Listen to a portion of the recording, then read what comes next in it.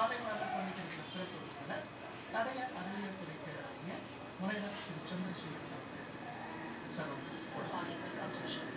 ரொம்ப சந்தோஷமா இருக்கு சார் உங்களை சந்திக்கிறதுல. ஏன்னா இந்த தடய அறிவியல் துறை சார்ந்த சந்திக்கிற நிறைய நாங்கள் பேசுகிறது சார்ந்து ஸோ இதில் முக்கியமான வழக்குகள் எல்லாம் உங்களுடைய கேஸில் வந்து ரொம்ப முக்கியமானதாக இருந்திருக்கு. ஸோ இந்த அனுபவம் எல்லாம் இன்னைக்கு நேயர்களோட நீங்கள் பார்த்துக்கலாம் சார். எனக்கு மகிழ்ச்சி தான். கண்டிப்பா. ஸோ தடய அறிவியல் அப்படிங்கிறோம், ஃபாரன்சிக் சயின்சஸ் அப்படின்னு சொல்றீங்க. அது வந்து நீங்க இந்த டிபார்ட்மெண்ட்குள்ள வந்த ரீசன், இதுல எப்படி உங்களுக்கு இன்ட்ரெஸ்ட் இருந்தது, எப்படி வந்தீங்க? ஏன்னா இது வந்து ரொம்ப நாங்க பேசுனது இல்லை இதை பத்தி. ஸோ இதுல வந்து இப்போ பண்ணணும் அப்படிங்கிறது சாதாரணமா எல்லாராலையும் பண்ண முடியாத ஒரு டிபார்ட்மெண்டா இருக்கு. ஸோ இதுல உங்களுக்கு வந்த இன்ட்ரெஸ்ட் எப்படி இந்த டிபார்ட்மெண்ட்குள்ள வந்தீங்க? ஆரம்ப காலத்துல அண்ணாமலை பல்கலைக்கழகத்துல நான் பௌதிகம் இயற்பியல்னு சொல்ற துறையில தான் பட்டம், பிஎஸ்சி பட்டம். சரிங்க. அதுக்கப்புறம் எம்ஏ பட்டம், அதுக்கப்புறம் எம்எஸ்சி பட்டம் வாங்கிட்டு மருத்துவ துறையில சேர்றதுக்கு முந்தையே அப்பெல்லாம் வந்து நாங்கள் படிக்கும் பொழுதே வேலை உடனே கொடுத்துருவாங்க. நான் எம்எஸ்சி படித்து முடிக்கிறதுக்கு முந்தையே அங்கே வந்த சுந்தர வடிவேல் அவர்கள் கல்வித்துறைக்கு பெரிய தலைவராக இருந்தவர் படிச்சுட்டு என்ன பண்ண போறேன்னு கேட்டாரு. தெரியல அப்படின்னா வீட்டுக்கு போ, ஆர்டர் அனுப்பி வைக்கிறேன்னு. நான் வீட்டுக்கு போறதுக்கு முந்தைய ஆர்டர் வந்துடுச்சு. தமிழ்நாடு பாலிடெக்னிக் மதுரையில விரிவுரையாளர், பௌதிகமும் வேதியியல் chemistry, physics and chemistry teach பண்ணேன்னு போட்டார். Head of the section. ரொம்ப ஆச்சரியமான வேலை. அதுக்கு முன்னாடியே நான் சர்வீஸ் கமிஷன்ல மெடிக்கல் பிசிசிஸ்ட், மருத்துவ இயல்பியல் வல்லுநர் அப்படிங்கிற ஒரு போஸ்ட் புதுசா அப்போ வந்திருந்தது. அதுக்கு வந்து செலெக்ஷன் ஆகி சர்வீஸ் கமிஷன் செலெக்ஷன் ஆகிடுச்சு. ஆனால் அதனுடைய ஆர்டர் வரல. அதனால நான் இங்கே போய் சேர்ந்து அந்த துறையில் இருந்தேன்.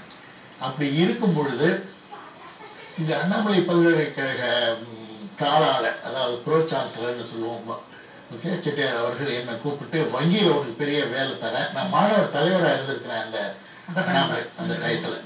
ஸோ மாணவர் தலைவராக இருந்ததுனால இவர்கிட்ட அறிமுகம் இருந்ததுனால வந்து என்னுடைய வங்கியில் சேருங்க அப்படின்னு சொன்னார். அவர் சொன்னாதான் இதை வந்து கேட்கக்கூடிய எனக்குன்னு என்னுடைய தாய் தந்தையர்கள் அவ்வளோ படித்தவர்கள் அல்ல, கல்வி ஞானம் பெற்றவர்கள், படித்தவர்கள் அல்ல. இருந்தாலும் எனக்குன்னு நான் ஏதாவது செய்யணும்னு நான் போய் ஒருத்தரை கேட்டு செய்யணும்னா அது தலைவர் காமராஜ் அவர்கள் தான். மாணவர் தலைவராக போது அவரோட ஏற்பட்ட தொடர்பு. சென்னைக்கு வந்து இந்த மாதிரி செட்டியார் அவர்கள் இந்த வேலை எனக்கு கொடுக்குறாங்க, சேரலாமா அப்படின்னு அவர் கேட்டார். அவருடைய பிரைவேட் செக்ரட்டரி, கிருஷ்ணயா இவனை பாரு, கவர்மெண்ட் ஸ்காலர்ஷிப்பில் படிச்சுட்டு போய் தனியார் வங்கியில் வேலை செய்யணும்னு சொல்கிறாங்க, நீ அரசாங்கத்தில் தான் வேலை செய்யணும், என்ன பண்ண அப்படின்றாரு. இந்த மாதிரி ஒரு வேலைக்கு போட்டேன் மருத்துவத்துறையில், அது இன்னும் ஆர்டர் வரல. செலெக்ஷன் ஆகிடுச்சு, செலெக்ஷன்லாம் ஆகிடுச்சு, அவங்க இன்னும் ஆர்டர் அனுப்பல. கூப்பிடுன்னு உடனே சொல்லி கூப்பிட்டு இந்த மருத்துவத்துறைக்கு தலைவராக இருந்தவங்க பெரும் மேதை ஏபி மரக்காயர்னு, அபூஜா மரக்காயர்னு, கேரளத்தில் மரக்காயர் மோட்டார்ஸில் பெரும் செல்வந்தர் குடும்பத்தில் வந்து மருத்துவம் படித்து மருத்துவ சேவை பண்ணி மருத்துவத்துறைக்கு தலைவராக வந்தவங்க.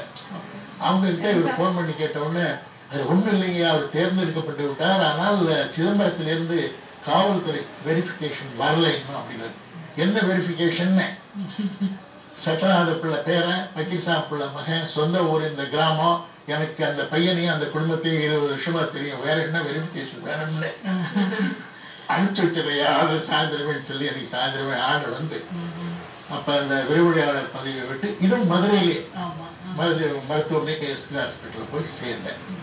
அங்கே சேர்ந்தப்ப இந்த மருத்துவ கருவிகளில் அப்போ நிறைய புது பிசிக்ஸ், அப்ளைடு பிசிக்ஸ், மெடிக்கல் பிசிக்ஸுங்கிற ஒரு துறை விரிவாகாமல் இருந்தது.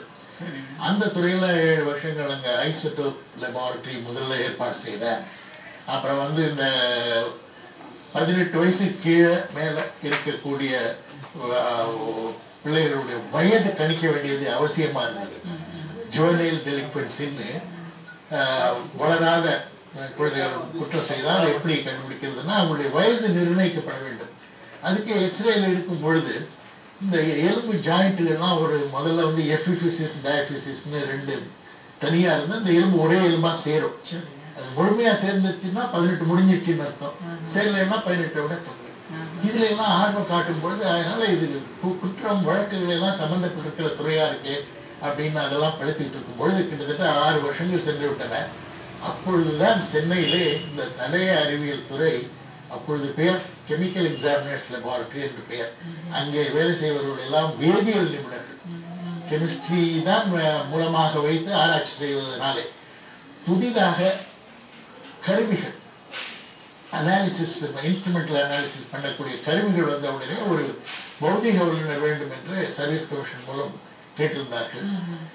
அதற்கு நீ போயாக வேண்டும் என்று என்னுடைய தலைவர், மருத்துவத்துறை தலைவர் அவர்கள், இந்த காலத்தில் ஒரு துறையிலே வேலை செய்தவர்கள் மருத்துவத்துறைக்கு போங்கள் என்று அனுப்பி வைக்க மாட்டார்கள், தேர்ந்தெடுத்து போனாலும் தடை செய்வார்கள். அவர் என்னை அனுப்பி அங்கே போய் சேர் என்று சொல்லி அதற்கு நான் விண்ணப்பித்து உதவி இயக்குநராக சேர்ந்தேன். நேரடியாக அந்த உதவி இயக்குனர் என்பதே அப்பொழுது பெரிய பதவிதான். 5 ஆண்டுகளிலே இயக்குநராகிவிட்டேன். இப்போ நீங்க தடய அறிவியல் துறைக்கு வந்தோடனே உங்களுக்கு என்ன கேஸ் முதல்ல கொடுத்தாங்க சார்? தடய அறிவியல் துறையில வந்த 6 மாதங்களுக்கு அப்ப துறை தலைவராக இருந்தவர் எல்லா துறைகளையும் நீ போய் என்ன வேலை செய்யறாங்க அப்படிங்கிறத பார்த்துட்டு வா. நான் சேர்ந்தது வந்து லேட்ரல் என்ட்ரின்னு பேர். அதாவது எனக்கு கீழே நிறைய வேரியஸ் ரேங்க்ல உதவியாளர்கள்லாம் இருந்தாங்க. டைரக்டருக்கு அடுத்த பதவியில நேரடியா சேர்ந்ததுனால எல்லாத்தையும் தெரிஞ்சுக்கணும்னு பார்க்க சொன்னாரு. பார்த்து என்ன செய்யறாங்க தெரிஞ்சுக்கிட்டேன் அப்படின்னு போய் அவர்கிட்ட சொன்ன உடனே முதலாவதாக ஒரு வழக்கு அவரே ஆராய்ச்சி செய்து பல வழக்குகள்ல சாட்சியமா அளித்த முறை உண்டு. அது என்னன்னா, அந்த மண்டை ஓடுகள் கிடைக்கும். இறந்தவரை புதைத்து வைத்த உடனே தோணுனா மண்டை ஓடுகள் தான் கிடைக்கும். இந்த மண்டை ஓடு இன்னாருடையது எப்படி கண்டுபிடிக்கிறது அப்படிங்கிறது 1934 இங்கிலாந்துல ஒரு ரக்ஸ்டன் வழக்குல கண்டுபிடிச்சாங்க. இந்தியாவில் அதை என்னுடைய துறை தலைவர் தான் முதலாவதாக நிறைய வழக்குகளை செய்துட்டு வந்திருக்காரு. அது போல ஒரு வழக்கை கொடுத்து, இந்த வழக்குல இந்த புகைப்படம் இருக்கு, இந்த புகைப்படத்துக்கு இந்த இது ஒப்பிட்டு வருதா, இந்த மண்டை ஓடு பாரு அப்படின்னு சொன்னாரு. நான் அந்த முறையை பற்றி முதல்ல இவங்க செய்யறதெல்லாம் பார்த்து படிச்சதுனால, நீங்க மன்னிக்கணும் ஐயா, இது ஒரு விஞ்ஞான முறையா எனக்கு தெரியல அப்படின்னு. நீ என்ன சொல்ற அப்படின்னு கேட்டாரு. இவ்வளவு வருஷம் நாங்கெல்லாம் செஞ்சிருக்கோம், நீ போய் செஞ்சுட்டு வா அப்படின்ட்டாரு. சரின்னு உள்ள போய் என்ன பண்ணேன்னா, என்னுடைய புகைப்படத்தை எடுத்து, உயிரோடு இருக்க என்னுடைய புகைப்படத்தை எடுத்து அந்த வழக்கு சம்பந்த மண்டை போட அருமையா பொருத்தி கரெக்டா பொருந்துச்சு. கொண்டுட்டு போய் அவர்கிட்ட காமிச்சேன் அந்த ரிசல்ட் போட்டோவை, மிக்ஸ் பண்ண போட்டோவை. என்னையா செஞ்ச, நீ என்ன செஞ்ச அப்படின்னு பதறினாரு. உயிரோட இருக்கிறோட இந்த மண்டை ஓட்டை பொருந்த மாதிரி செஞ்சுட்டா இது இந்த வழக்குக்கு இது விஞ்ஞான முறையான ஒரு சாட்சியம் அல்லன்னு நிரூபணம் ஆயிடுத. விஞ்ஞான முறையில நீ தான் கண்டுபிடிக்கணும், கண்டுபிடிச்சிட்டு மேல பாரு, இதுல என்ன தப்புன்னு நினைக்கிற அப்படின்னாரு. ஐயா, மண்டை ஓடு தான் நமக்கு இருக்குது, புகைப்படம் ரொம்ப சின்னதா இருக்கு. அந்த புகைப்படம் உண்மையான முக நீளாகலாம் எவ்வளவுன்னு நமக்கு தெரியணும். அப்ப அது உருப்பெருக்கி ரெண்டையும் ஒன்னா வச்சு ஒப்பிட்டாக்கா படித்த விஞ்ஞானம் வருது. இரண்டாவது குறை என்னன்னு கேட்டா, ஒருத்தர் புகைப்படத்துக்கு போஸ் கொடுக்கறதுன்னு சொல்லுவோம். அப்படி போஸ் கொடுக்கும் பொழுது தலைய மேலும் கீழும் குனிந்தோம், இப்படி திருப்பியும் இடது வலது திருப்பி, அல்லது லேட்டரல் ஃபிளெக்ஷன் இடது பக்கம் வடகு சாய்ந்து, தலையினுடைய நம்ம கழுத்துக்கு வந்து 3 விதமான இந்த மூமெண்ட் உண்டு. Flexion, extension, rotation, lateral flexion. இந்த 3ஐயும் இருபரிமாண புகைப்படத்திலிருந்து கணக்கிட வேண்டும். கணக்கிட்டு அந்த அளவுகளை வைத்து மண்டை ஓட்டை ஒரு ஸ்டாண்டில் பொருத்த வேண்டும். தனியாக படம் எடுத்து 2ஐயும் ஒன்று சேர்த்தால்தான் எனக்கு விஞ்ஞானம் வரும் என்று சொன்னேன். அதை எப்படி கண்டுபிடிப்பது, இத்தனை வருஷமாக யாருக்கு நீ கண்டுபிடி என்று சவாலாக சொன்னார். என்னுடைய தலைவர் வழக்கில் இப்ப அந்த பல வழக்குகள் சம்பந்தப்பட்ட கோப்புகளை எல்லாம் பார்க்கும் பொழுது ஒரு உண்மை தெரிந்தது. படம் அனுப்பியது கணவன் மனைவி இருக்கின்ற படம், கல்யாணமான புதுதிலே எடுத்திருப்பார்கள். அவர்கள் பட்டிருந்த அந்த பட்டு புடவை, அதில் ஜரிகை அகலமாக டிசைன் இருக்கும், அல்லது ஒரு நாற்காலியிலே உட்கார்ந்திருப்பார்கள். இவர் இறந்து விட்டாலும் நாற்காலி இருக்கும் அல்லவா, கல்யாண புடவையை சேமித்து வைத்திருப்பார்கள் அல்லவா, அவைகளை எல்லாம் கொண்டு வாருங்கள் சொல்லி அந்த அளவை எடுத்து அதே அளவுக்கு முகத்தை பெருக்கி உண்மையான அளவு கிடைத்து விட்டது என்று இந்த ஆராய்ச்சி கட்டுரை முதல் இந்தியனாக journal of criminology, criminal law and forensic science என்று அமெரிக்காவிலே வருகின்ற சஞ்சிகையில் வெளியிட்டேன். என்னுடைய தலைவருக்கு மிகுந்த மகிழ்ச்சி. இந்தியன் ஒருவன் இது பற்றி. இரண்டாவது, அதே போல இருபரிமாண படத்திலே இந்த 3 ஃபேக்டர்ஸ் என்று சொல்லுவோம். இந்த குனிந்து நிமிர்தல், திரும்புதல் வலதுபக்கம், இதற்குரிய எப்படி கண்டுபிடிப்பது என்று கணித முறையிலே அதற்கும் ஒரு வடிவம் கண்டுபிடித்து விட்ட பிறகு இந்த முறையை வைத்துதான் மிக பிரபலமான விஷ ஊசி வழக்குகள், ஆட்டோ சங்கர் வழக்குகள், இவைகளில் எல்லாம் இந்த முறையை பயன்படுத்தினேன். என்றாலும் அப்பொழுது இருந்த நீதிபதிகள் இது என்ன புதுமுறை, இவ்வளவு நாள் இல்லாத புதுமுறை, அதை நீதிமன்றத்திலே கொண்டு வந்து காமி, நீ கண்டுபிடித்த கருவிகளை எல்லாம் அங்கே கொண்டு வந்து சொல்லிவிட்டார்கள். நீதிமன்றத்திலே கொண்டு போய் 3 மணி நேரம் அவர்கள் என்னை இது எப்படி இது விஞ்ஞானம் இதில் வந்திருக்கிறது என்பதெல்லாம் ஆராய்ந்து ஒரு கேள்வி கேட்டார். அப்பொழுது இருந்த நீதிபதி, நீ இதை ரிவைஸ்டு சூப்பர் இம்போசிஷன் டெக்னிக், அதாவது மண்டை ஓட்டையும் படத்தையும் ஒப்பிடுகிற முறை, அது ரிவைஸ்டு மெத்தட் என்றது வெளியிட்டிருக்கிற அமெரிக்க சஞ்சிகைகள் வாஸ்தவம் தான், 100% இது உண்மையா என்று கேட்டார்.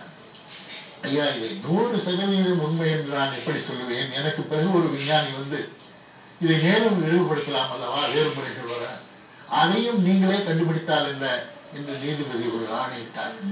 அதற்கு பிறகுதான் இந்த ஸ்கல் சூச்சர் தியரி என்பதை கண்டுபிடித்தேன். மண்டையோடு ஒரே எலும்பினால் ஆகப்பட்டதில்லை, பல எலும்புகளினால் இணைக்கப்பட்டது. இணைக்கப்படும் பொழுது இடையில இருப்பது டிஷ்யூ, சதை பகுதி, இது எலும்பு பகுதி. எக்ஸ்ரே எடுக்கும் பொழுது அந்த இணைகோடுகளுடைய படம் எக்ஸ்ரேயிலே பதிவாகும். அது பதிவாகி இருந்தால் இன்னாருடைய மண்டை ஓடு என்று 100% சொல்லிவிடலாம். இந்த இணைகோடுகள் ஒருத்தரின் மண்டை ஓடுகளில் இருப்பது போல இன்னொரு மண்டை ஓடுகளில் இருப்பதில்லை என்ற கண்டுபிடிப்பு தான் மிக பிரபலமாக உலகம் புறாவும் பாராட்டப்பட்ட ஒரு கண்டுபிடிப்பு. என்னுடைய ஆசான் இந்த இதை பார்த்து நீ என்னை பாராட்டினோட அவர்கள் கொடுத்த ஊக்கம் என்று தான் சொல்ல வேண்டும். நிச்சயம் நீங்கள் சொல்லும் போதே எவ்வளோ இன்ட்ரெஸ்டிங்காக அந்த ஒர்க்கை நீங்கள் பண்ணியிருக்கீங்க அப்படிங்கிறத எங்களால் புரிஞ்சுக்க முடியும். இன்னும் உங்களுடைய மற்ற வழக்குகள் சார்ந்த ஆய்வுகள் பற்றி நம்ம பேசுறதுக்கு முன்னாடி ஒரு சின்ன இடைவேளைங்க.